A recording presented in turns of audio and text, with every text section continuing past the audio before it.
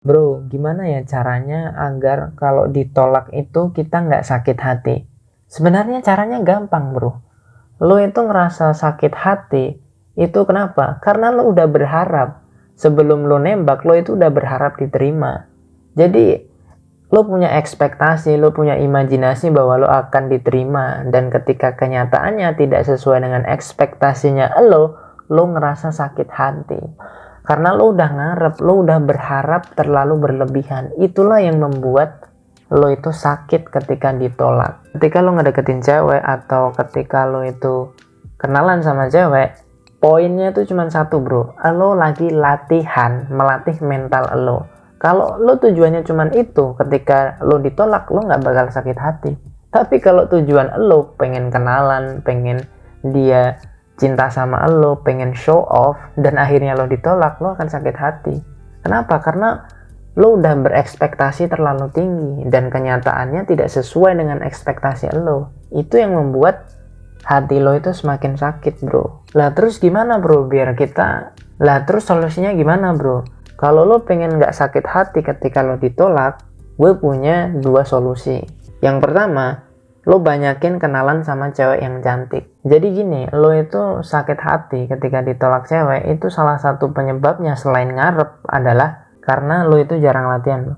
Kalau lo jarang kenalan sama cewek, apalagi cewek-cewek yang cantik, lo itu akan ngerasa bahwa ngedeketin cewek itu adalah hal yang besar, dan ketika lo gagal, ketika lo ditolak, lo akan sakit hati, bro.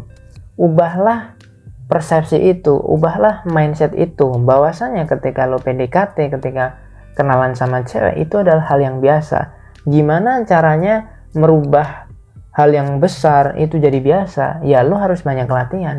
Makanya di video ini gue sarankan lo itu harus banyak kenalan sama cewek-cewek yang cantik. Dan kenalannya ini bukan online, tapi offline, secara langsung gitu loh. Gue udah sering bilang bahwa kalau lo pengen ngelatih mental lo, kalau lo pengen bisa ngedeketin cewek yang lo mau, kalau lo pengen jadi cowok yang berkualitas, kalau lo pengen ngelatih mental lo, ya mau nggak mau lo harus kenalan sama cewek yang lo suka, cewek yang cantik, cewek yang seksi. Caranya gimana? Ya lo harus latihan dulu. Latihannya gimana, bro? Lo datang ke mall, lo datang ke perpustakaan, atau ke kampus, atau di tempat-tempat taman kota. Terus lo cari cewek yang lo incer yang mana, lo ajak dia kenalan. Tapi di situ, lo bukan untuk show off ke dia, untuk bikin cewek itu suka sama lo, bukan. Tapi intinya lo latih dulu mental lo. Kalau mental lo udah jadi, kalau lo udah merasa layak, baru lo itu bisa cari atau kenalan untuk dijadiin pacar. Untuk sekarang lo kenalan-kenalan biasa aja, untuk melatih mental lo, bro, biar lo tuh terbiasa. Kalau lo terbiasa ditolak, lama-kelamaan ketika lo ditolak sama cewek, itu akan jadi biasa aja. Tips yang kedua, lo bisa join ke komunitas. Kenapa harus join ke komunitas, bro? Karena gini, bro, ketika lo join ke komunitas atau organisasi tertentu, lo itu pasti akan dikasih tugas. Kalau nggak dikasih tugas, biasanya organisasi atau komunitas itu ngadain makrab atau meet and greet atau kemah dan lain sebagainya kan. Dan di situ mau nggak mau lo akan berinteraksi sama orang lain. Kalau lo nggak mau berinteraksi sama orang lain, ada orang lain yang akan ngajak lo berinteraksi kan. Jadi mau nggak mau lo pasti akan ngobrol, dan disitulah latihannya. Kalau lo sering ngobrol sama orang lain, lo sering berkomunikasi sama orang lain, skill lo dalam hal interaksi sama orang itu pasti akan naik, bro.